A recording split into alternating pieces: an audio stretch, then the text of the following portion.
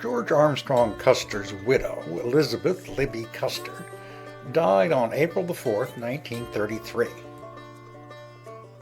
She had defended her husband's reputation for over 50 years.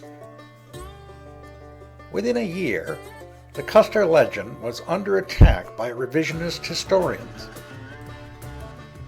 In 1934, Frederic F.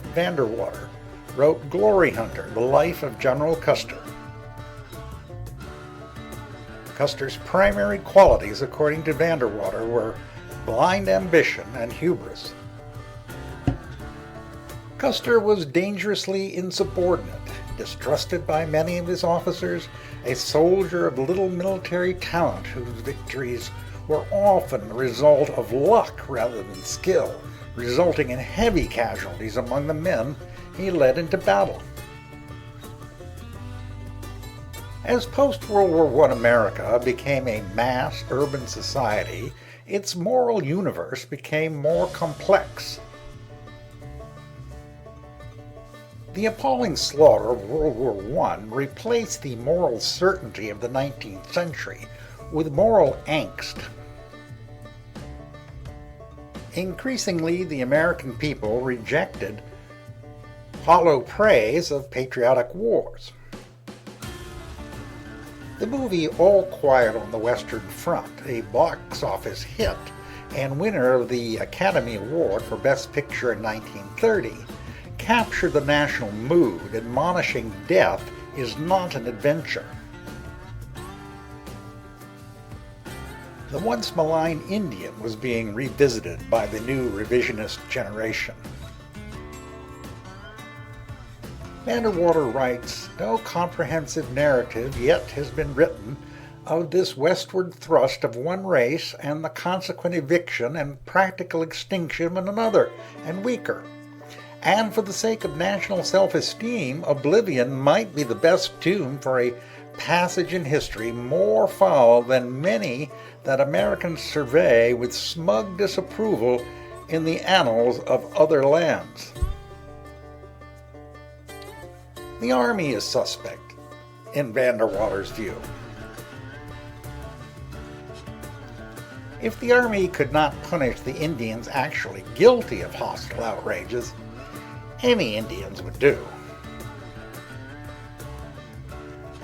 Men who had hanged and burned through Virginia in the Shenandoah Valley campaign of 1864 would not be squeamish over the possibility of punishing the wrong people.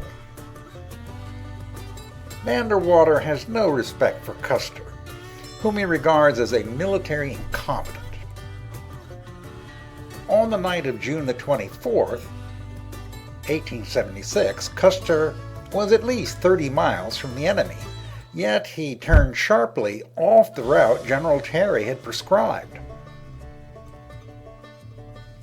No skilled Indian fighter would have attempted a noisy, blundering advance through darkness toward a foe whose exact position he did not know. If the Indians he followed had scouts within earshot, they must have had ample warning of his approach.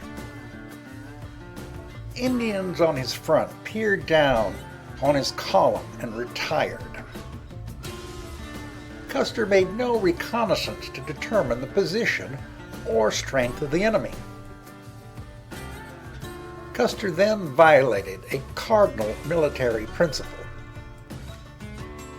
He divided his inferior command into 4 fractions. Custer confided no complete plan of battle to his officers. He made no arrangement for communication between the scattered subdivisions.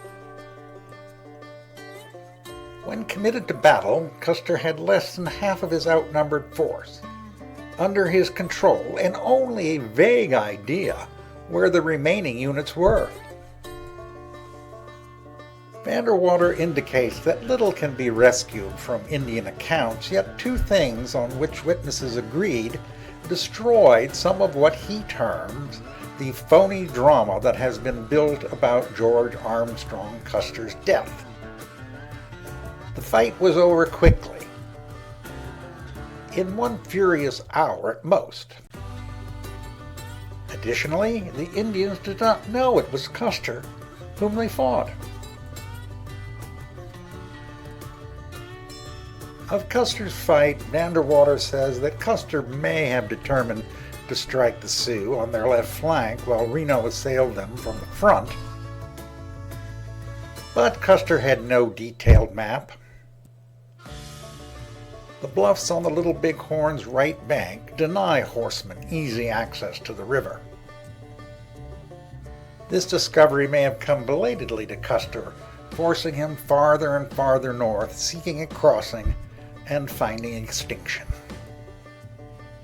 The positions of the dead preclude any possibility of a long or stubborn resistance. There was no line on the battlefield, Captain Benteen told the Reno Board of Inquiry. You can take a handful of corn and scatter it over a floor and make just such a line. Custer partisans did not take Vanderwater's revisionist view of Custer lightly. General Hugh S. Johnson denounced the book in no uncertain terms. As history, this book is just adverse advocacy. As biography, it is merely muckraking. As military criticism, it sounds like the musing of a daisy-crunching doughboy. Johnson accused Vanderwater of scalping a heroic warrior found dead on the field of honor.